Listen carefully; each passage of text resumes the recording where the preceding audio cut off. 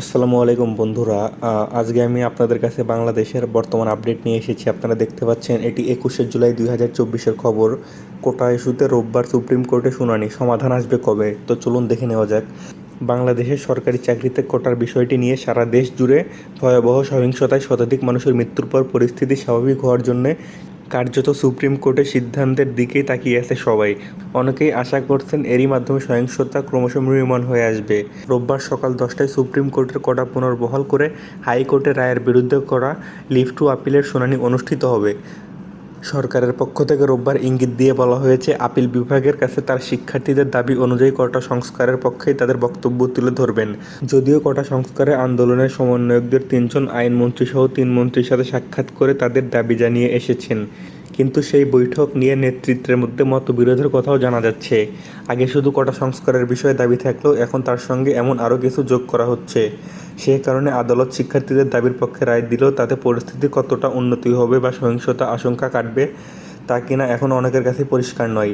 Attorney general am Amin Uddin BBC বাংলাকে জানিয়েছেন, তারা হাইকোর্টের রায় বাতিলের জন্য আবেদন করবেন।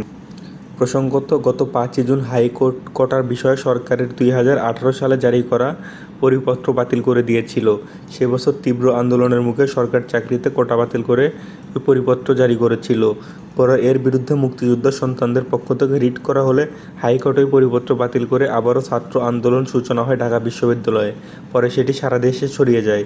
এই আন্দোলনকে কেন্দ্র করে গত মঙ্গলবার থেকে আজ শনিবার পর্যন্ত সহিংসতায় শতাধিক মানুষের মৃত্যু হয়েছে সারা দেশে। এর মধ্যে আইনশৃঙ্খলা বাহিনীর সদস্যরাও আছে।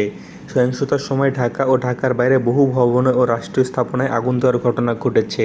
ঢাকায় বিটিভি ভবন, সেতু ভবন, metro rail station, elevator express, toll প্লাজায় আক্রমণ করা হয়েছে। আওয়ামী লীগের নেতারা অভিযোগ করেছেন, এখন শুধু শিক্ষার্থীরা আন্দোলনে জড়িত নেই, একটি গোষ্ঠী রাজনৈতিক স্বার্থে আন্দোলনকে ব্যবহার করছে। ব্যাপক সহিংসতার প্রেক্ষাপটে গত শুক্রবার রাতে কারফিউ জারি করে সেনা মোতায়েন করেছে সরকার, যা রবিবার বিকেল 3টা পর্যন্ত বলবৎ রাখার ঘোষণা দেওয়া হয়েছে। এর মধ্যেই শুনানির নির্ধারিত তারিখ থেকে এগিয়ে এনে রবিবার সকাল 10টায় আপিল বিভাগে কোটার বিষয় নিয়ে শুনানির সিদ্ধান্ত নিয়েছে আদালত।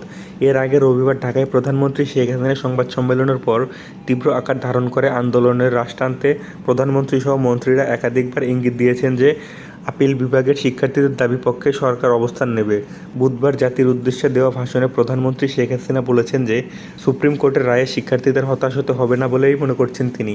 বৃহস্পতিবার দুপুরে প্রধানমন্ত্রীর সাথে বৈঠক পর আইনমন্ত্রী আনিসুল হক সাংবাদিকদের বলেছিলেন, 7ই আগস্ট যে শুনানির কথা ছিল প্রধানমন্ত্রী সেটি এগিয়ে আনার নির্দেশ দিয়েছেন এবং তিনি অ্যাটর্নি জেনারেলকে বলেছেন, আমরা বিশদভাবে পর্যালোচনা করছি। কোমলমতি শিক্ষার্থীদের দাবিতে সরকার রাজি হয়েছে।